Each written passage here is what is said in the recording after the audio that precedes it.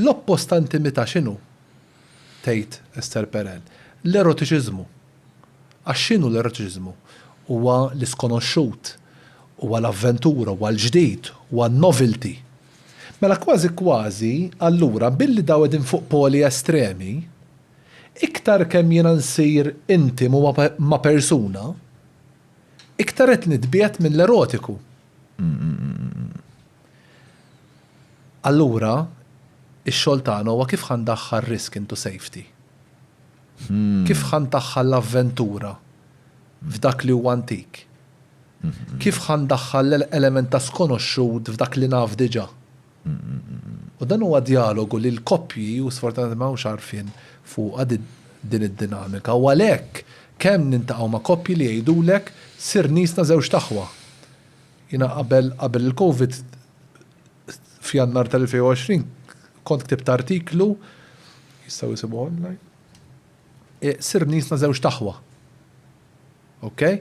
Hija xi ħaġa li aħna nisimgħu ad nawżjam fix-xogħol kliniku tagħna fejn jgħidulek inħobbu ħafna jew inħobba ħafna, inħobba daqs dawl għajnejja, ma nagħmel xejn mingħajra jew mingħajru insomma, imma sesswalment hemm xejn. Ma nħoss xejn. Immur biex nagħmel is-sess u ma jitħarrek xejn.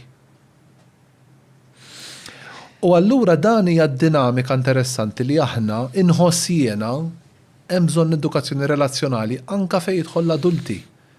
Dawn huma l-expectations li fil-bidu ta' dil-poddata, John, tkellimna fuqhom l-expectations. Li anke r-relazzjoni sesswali tevolvi, li aħna żewġ min iħossuhom infatwati. Jew li taħdem kważi biex tieħu ngħidka f'postijiet naqra legali bil-pulizija jħabtulek mat-tieqa b'dawk mhix reali. Għax kif jgħid ir-riċerkatur f'da suġġett Sternberg li għandu teorija famuża ħafna the triangulation of love, okay, fejn joħloq imħabbiet differenti, di misna semmejna fil-bidu wkoll. Dan huwa minn dawk ir-riċerkatur li studja l-imħabba wkoll u l-imħabbiet differenti, okay? Joħloq jekk minn isser żball xi 4 tipi ta' imħabba u bl-ingredjenti fija, okay? F'din it-triangolazzjoni tal-imħabba jgħid li fil-bidu tkun infatwazzjoni, tkun passjoni. Imma hija kważi mhix reali li dik l-intensità teqpa' għolja tul iż-żminijiet għaliex għax tinbidel għax tispiċċa le. Għax dik il-forma ta' enerġija l-infatuazzjoni u l-passjoni tinbidel ukoll tevolvi. Forom oħra ta' enerġiji bħal huma l-impenn, commitment, okay? U l-intimità. L-intimità mhux sesswali jirreferi għalija, l-intimità psikika, ċoe l-viċinanza ta' żewġ individwi. Ovvjament il-passjoni teqpa' hemm, imma tnaqqas mill-intensità tagħha biex tinbidel forom oħrajn ta' enerġija ħasejħolhom hekk. Inħoss li irrealizzajt, ovvjament din hija l-esperjenza tiegħi,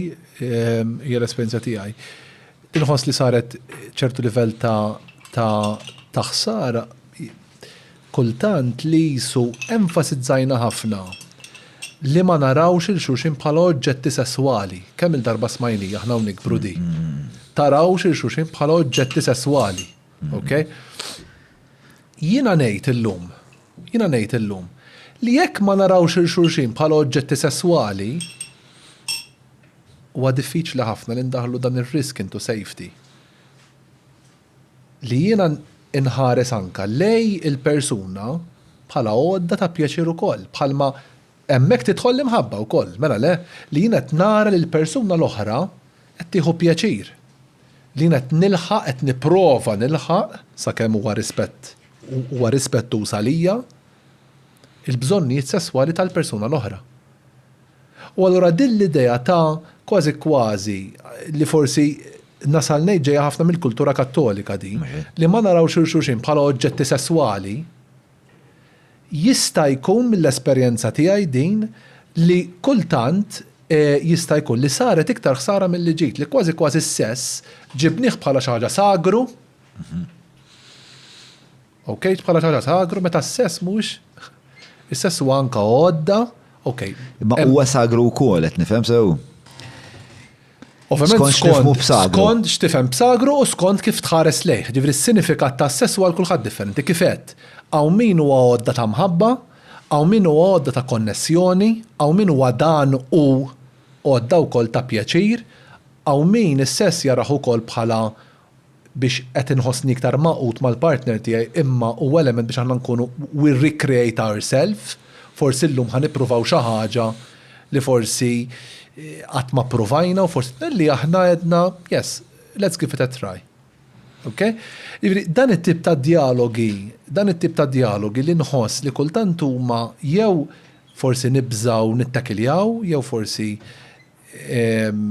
narawhom bħala maħmuġin, meta dan kollu le mhuwiex maħmuġ, anzi kif qed ngħid li ok, is-sess huwa dak kollu li inti tażel li s-sinifikati kollha li inti tażel li tagħtih, imma li aħna naraw il xulxin anka bħala għodda ta' pjaċir, jista' jkun anka fattur li jgħin biex iżomm il-fjamma tixel fit-tul. Fl-aħħar mill-aħħar di hija ġon waħda mill-isfidi ta' relazzjonijiet long term. Inti aħna nafu li llum hawn diversi tipi ta' relazzjonijiet differenti, okay?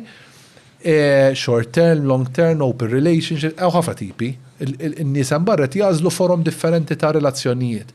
Ovvjament l-iktar, waħda mill-iktar tip li nsemmu hija long term relationships, okay? Imma waħda mill-isfidi hemm diversi tajjeb, imma kull ħaġa fil-ħajja għandha l-element naqra ta' sfida tiegħu hija kif ħanżommu relazzjoni sesswali tagħna fit-tul, speċjalment meta jiġu tfal, eċetera. U waħda mill-modi hija din li aħna ma niddejqux niftħu l-konverzazzjonijiet diffiċli u ma niddejqux nittepjaw f'ħafna mill-ħsibijiet li forsi aħna stess iċċensurajnihom.